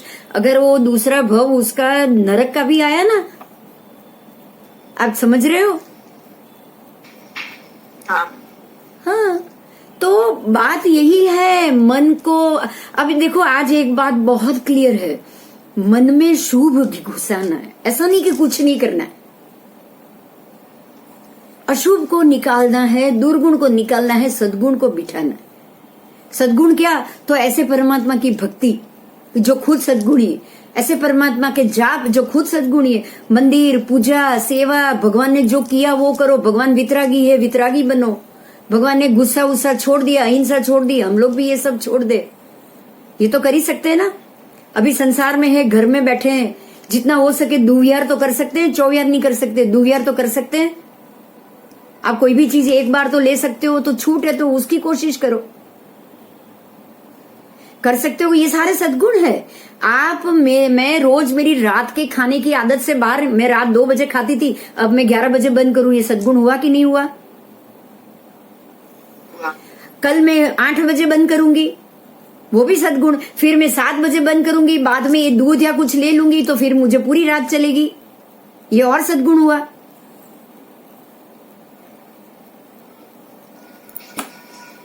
समझ में आया? बहुत अच्छा समझाया है। नौकार मंत्र का बार बार स्मरण करोगे, बार बार करोगे, इस जन्म में 8 लाख करोगे, 7-8 भव में वो 9 करोड़ पहुंच ही जाए। मल्टीपल ही होगा, मल्टीपल ही होगा, मल्टीपल ही होगा। और ऐसा कहते हैं सद्गुण है ना, जो सत्कृत्य है ना, 4 गुना मल्टीपल होता है। देखो यहाँ पे एक एग्जाम्पल दे रही हूं, ध्यान से सुनिएगा। चंड कौशिक की बात करें। चंड कौशिक का जो महात्मा थे, क्रोध किया तब उनके हाथ में क्या था? ओघा था ना। वो बाल मुनि को ओघे से मारने के लिए गए। हाँ। दूसरे भव में वो खेतर में खेड़ूत बने, उनके हाथ में कोदाड़ी आई, हाथ कोदाड़ी से मारने गए। देखो क्रोध 4 गुना हुआ, ओघे से लकड़ी से मार रहे तो वो बेचारे को लगता माथे पे या कुछ थोड़ा ही लगता। अब कोदाड़ी से मारने गए, क्या लगेगा उसको? लोहे का वो टुकड़े से मारेंगे तो वो मरेगा कि नहीं मरेगा? तो क्रोध 4 गुना हुआ, हिंसा 4 गुनी बढ़ी। मारते मारते वही जैसे ओघा लेकर दौड़े थे तो दीवार लग गई सर पे। ये मारने में ये ऐसे ऐसे जोर से उठाया तो वही टुकड़ा ऊपर चढ़ के नीचे उनके माथे पे गिरा, वो मर गए। अब वो चंड कौशिक बने। वही 4 गुना बढ़ा। पहले देखो सिर्फ उपाश्रय था, उसके बाद खेतर हुआ 4 गुना, और अब तो पूरा जंगल हो गया एरिया। पहले तो जो परेशान करते थे उसको मारते थे, और अब वहां से जो भी पास होता था उसको, जो दिखे उसको। अच्छा, वहां तो कोदाड़ी और उससे, या अब तो दूर से डंक भी नहीं मारना है, दृष्टि भी सर्प। समझ रहे हो 4 गुना कितना होता है, कैसे बढ़ता है। अब यही सोचो कि अब अगर आपने 9 लाख नौकर ये भव में गिने, 2-3 भव तक वो कितना बढ़ा, उसके बाद कितना बढ़ा। तो ऐसे ही सत्कार्य भी बढ़ेगा। सत्कार्य बढ़ता ही बढ़ता है। अगर यही कारण है कि पहले भव में सम्यक दृष्टि पाने वाले नैसार पिछले भव में वासुदेव बने, प्रति वासुदेव, जो भी बने वो 7वीं नरक में गए, 5वीं नरक में गए, लेकिन उत्तरोत्तर वो क्या बने? भगवान बने कि नहीं बने? उत्तरोत्तर सारे कर्म घटते गए ना। एक ही सत्कार्य उनको आगे में काम आया। महात्मा को भोजन कराने का सत्कार्य उनको आगे में कितना काम आया, है ना? बस हमें भी ऐसे ही चलना है। हमें यही रास्ते पे चलना है। हमें 9 लाख नौकर के जाप तो पूरे करने ही करने इस जन्म में। अगर जिसने भी नहीं लिया होगा ना, आज नियम कर लेना बस। बाधा धारणा अभिग्रह पचखामी, मैं अभी बोल रही हूँ, आप सुन के ये सुना हुआ भी आप मान लेना। धारणा अभिग्रह पचखा यन्नथना भगनम सजा गणम मतर गणम सर्वतर गणम भूसिरे, जो भी सुन रहे हैं आप 9 लाख नौकार के पचखाण इस जन्म में ले ही लेना। मान लो कि अगर मर गए ना, पहले पूरा नहीं हुआ और मर गए ना, तो भी उसको ही पूरा करेंगे अगले जन्म में। करेंगे या नहीं करेंगे? जो काम आपने शुरू किया वो 4 गुना आगे होने वाला है कि नहीं? अगर 1 लाख ही गिना तो वो 4 लाख होगा कि नहीं होगा? कोई नुकसान है उसमें? नुकसान तो है ही नहीं। 50,000 करोगे तो भी अगले जन्म में 2 लाख होगा। लेकिन ऐसा रहता है कि वापस जैन धर्म ही मिला अपने को। अरे जब सम्यक दर्शन आ जाए ना, फिर तो होगा ही होगा। फिर जो लगे हुए कर्म ही खपाना है, नए तो बंधने ही नहीं। नए तो जो भी बंधेंगे आपको मुक्त होने के ही बंधेंगे। सम्यक दर्शन मिलने के बाद जो कर्म लगे हैं उतने ही भव लेने, बस बात खत्म। आपकी बैलेंस शीट बन रही है वो। सम्यक दर्शन है क्या? आपकी बैलेंस शीट बन रही है।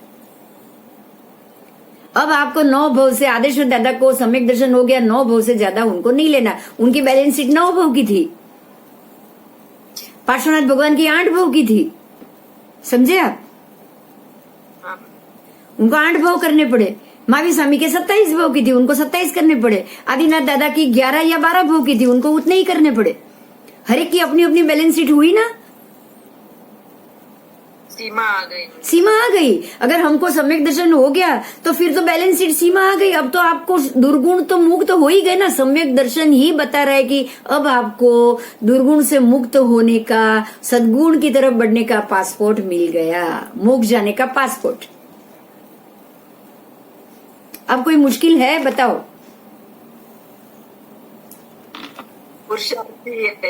हाँ, बहुत इजी है, बहुत इजी है।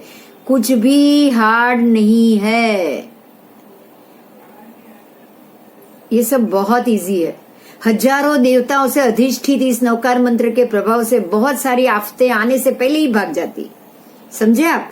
आवश्यकताएं पूर्ण हो जाती है और मन में अत्यंत शांति होती है, क्योंकि हजारों देवता इस नवकार मंत्र की रक्षा करते हैं।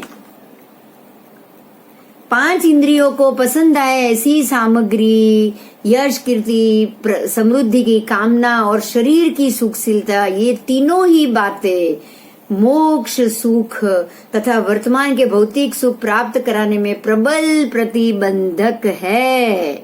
समझ लिया?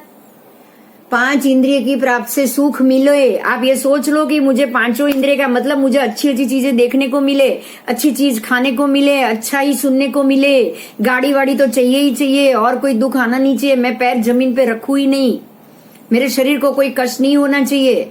अगर आपने ये सोचा ना तो समझ लो ये मोक्ष सुख से प्रतिबंधक हो जाएगा। आपको कभी मोक्ष सुख मिलने वाला नहीं है अगर आपने शरीर की चिंता की तो।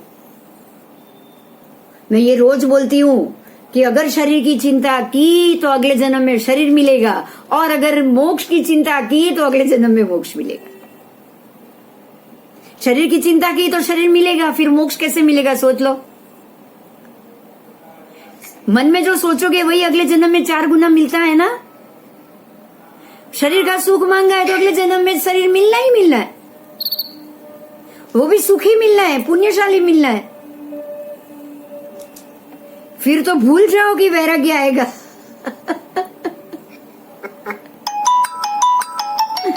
ठीक है, अभी बंद कर रही हूं मैं। जय जिनेंद्र।